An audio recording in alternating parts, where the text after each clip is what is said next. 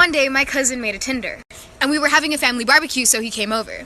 He was like, oh my god, Sam, like this really hot girl just like matched with me, and then he shows me. And then I see the profile, and it's literally pictures of Madison Beer. But the name on the profile was like Kalani. I was like, bro, I don't know who you think you're fucking texting, but it's not Madison Beer. You're texting someone's fucking auntie right now. Whole ass auntie. He's like, guess we're about to find out. I was like, no, what the no? He's like, yeah, I just gave her the Addy. She's about to pull up. Like, we're gonna meet. Like, it's all cool, Sam. Like, trust me. Trust me. Trust me, he said. Okay. I trusted him. So I see a car pull up, and he's like, oh my god, I think it's her. I was like, oh shit, what if I do meet Madison Beer? The door freaking opens, and this old lady pops up. I look at my cousin, and I'm like, go hug her. Go. You were so excited. It's Kalani, the one and only. Come on.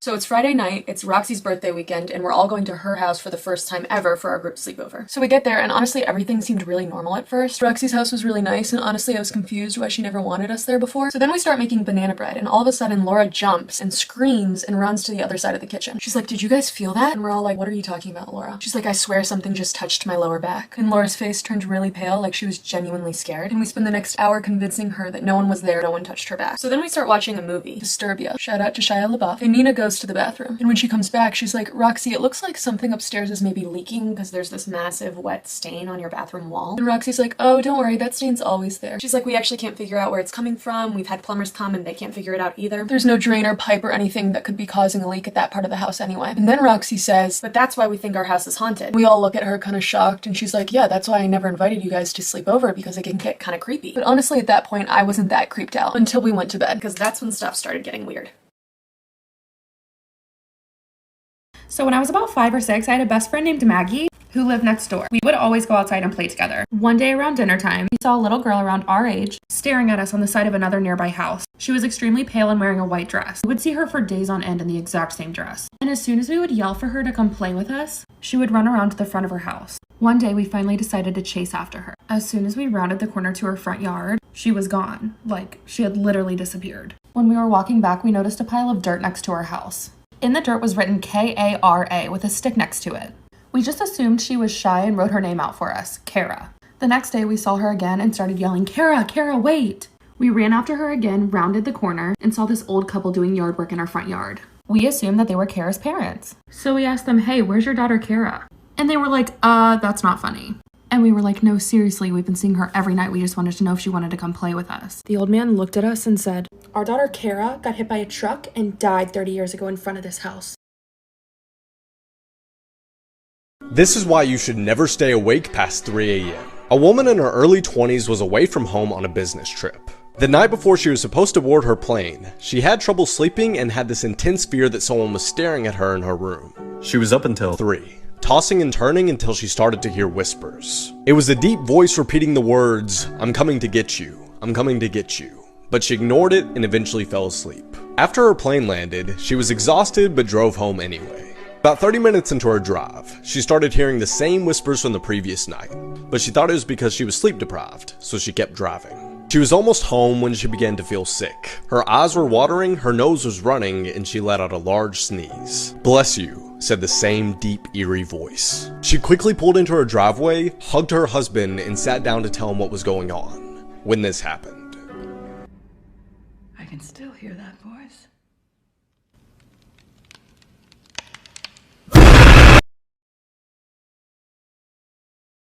This is why you should never talk to strangers. In the early 2000s, a young girl was waiting outside her friend's house peeling the bark off of a tree when a strange man approaches her. As he got closer, she could see that he was grinning ear to ear and his face was white as a ghost. He walks right up to her and pinches her on the arm and says, how would you like it if I peeled your skin off? Just then, her friend's mom yells for her to come inside and the man walks away. It would be years before the girl's mother would finally tell her who this man really was. Her friend's mom had seen the man pinch her on the arm and had immediately called the police, who quickly rounded this guy up. Plastered all across the inside of his van were dozens of pictures of this girl. But what they found in his storage locker is straight out of a nightmare. In the locker was a chair with hand and arm restraints. Next to it was an anatomy book and hundreds of torture tools. Papav. So I end up taking him back like an idiot. And he asked me to come over to a friend's house where he's staying. So I go over and I notice immediately something's off. Turns out he's high. And this was the first and only time he's ever hit me. I wanted to leave because I was scared and I was uncomfortable. I didn't know what he was gonna do when he was under the influence, but he didn't want me to leave. He said he was in the midst of like a panic attack or something and he needed me to ground him. We got in a huge disagreement and that's when he did it. This is what I left with.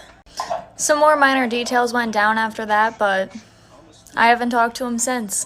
Please understand that if you're 16 years old and a guy who's in his mid-20s is interested in you, it's not because you're mature. It's because he's either a pedophile or he knows he can manipulate you and use you. Be safe and be kind. Know your worth.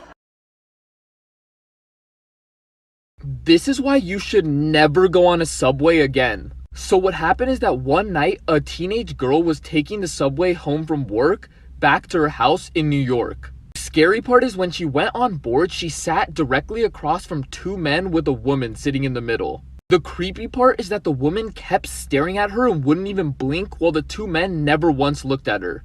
Well, at the next stop, a man with a trench coat walked in, but the girl didn't pay much attention to him. The girl kept trying to look away so that one lady wouldn't stare at her, but she just kept looking, wouldn't even blink. Well, at the next stop, that random man with the trench coat pulled out the teenage girl and dragged her out of the subway. She was screaming, asking for help because she had no idea why this guy just pulled her out. But the guy told her to calm down and said he actually saved her life because the woman that was staring at her was actually dead and the two men next to her were holding her up to make her look alive. The random guy with the trench coat said if he didn't pull her out, she was going to be their next victim.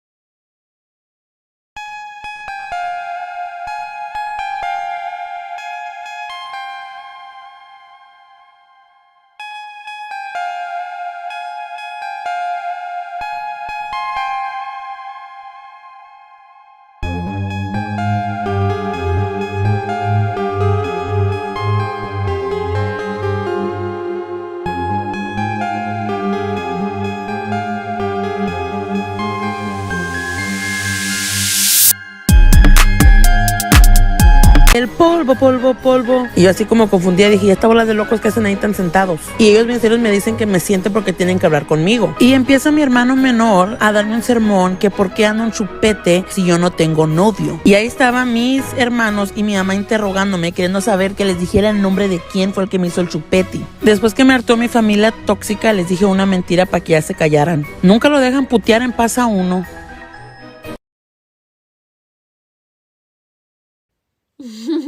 Story time.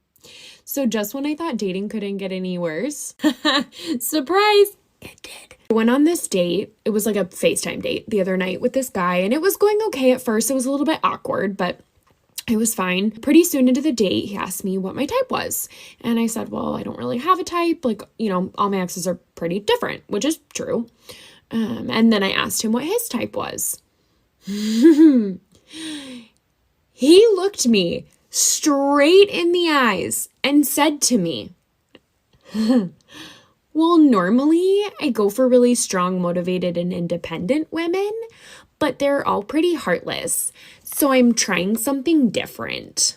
Excuse me, bitch? Story time about how my boyfriend cheated on me with a 17-year-old girl. So when summer started, I started working at this new job. And I had a really good connection with one of my coworkers. And he was 28 years old. So we started talking. But I would get mad at him a lot because he would ignore my messages asking to hang out. And on top of that, every time that we got done with work, we would all go sit and eat and he would sit next to this one girl. And by the way, she was 17. And I could see them flirting all the time. Well, finally, once summer ended, she moved away. And then I felt like I had a real chance to start dating him. So we started hanging out a lot and hooking up a lot. After a few months, I started taking our relationship serious. Well, apparently not for him, because there was this girl on his phone that he had been texting a lot. So weirdly enough, after that, I get a DM from the girl that he would always flirt with at work. And she asked me if I was dating him. And I said, yeah, and then she goes, oh, well, he's been texting me a lot. So then I blocked her and went and hooked up with one of his friends that night, like for part 2. This is a crazy story time of when I used to work at Tilly's, so buckle up. This middle-aged mom walks in the store, right? And she just starts walking around the men's section and literally just grabbing everything she sees. I mean, she's not even looking at the sizes. So we thought that was weird, so we went up and asked her if she needs any help, and of course she said no. Then she decides that she wants to try everything on. So I unlocked a room for her, and then I told her that she can only have 7 at a time, and she literally had a million things, and she just ran in, shut the door, and cut me off. So we started to get suspicious, so I started talking over my little headset thingy and telling the people around the store what's going on. We knocked on the door like 3 times asking if she needed help or needed any other sizes, and of course she just said no again. Then she comes barging out and literally runs to the front door and just leaves. So I walk in to see, and there's literally a bloody tampon on the floor. 2 days later, she comes back to the store. I was recently reminded of the fact that I accidentally rigged my junior year homecoming king vote. American schools, we have dances and then we vote for someone in that grade to become the king and queen of the dance, and I don't know why. So in English, and they just give us slips of paper that says like, write down who you want in your grade of king and queen. So I'm sitting there like not caring about this at all, and so I say out loud, who would hate this the most? So I look to my left, and there's it's Josh! And Josh hates everything and everyone, and so I say out loud, Josh would hate this! And he makes the fatal mistake of saying, you better not. And then everyone's like, that's a great idea, and they put Josh's name down.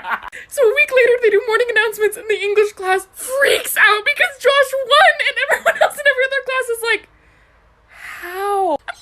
I don't think he ever forgave me for that. This is why you never go to the well on your own.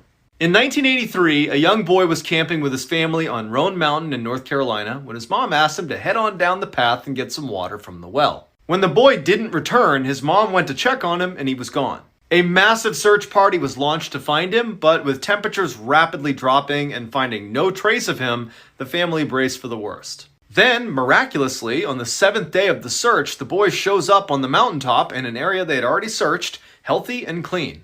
When they asked the boy, where have you been? He said he had been at the well when a tall, faceless man showed up behind him, scooped him up, and brought him to the top of the mountain where he kept him in his cabin all week. After the boy gave a very detailed description of exactly where this cabin was on the mountain, the police were eager to go find it and confront this guy. So when I was 16, I used to work in a grocery store, and we had one customer that always came in who was very obviously mentally ill. And one day I was bagging her groceries, and she said to me, "Don't you wish it was back to the cotton picking days?" And I was like, And she was like, "Don't you wish it was back to the cotton picking days?" And I was like, "As in slavery?" And she was like, "Yes." And I was like, "Why the fuck would you ask me that?" And my manager was like, "What's going on?" And I was like, "I'm gonna have to step away before I throw punch an elderly woman." And she was like, "Okay, go in the break room." A week later, we found out that woman had a heart attack and died. And I'm not saying she deserved it, but I'm saying God's timing is always right.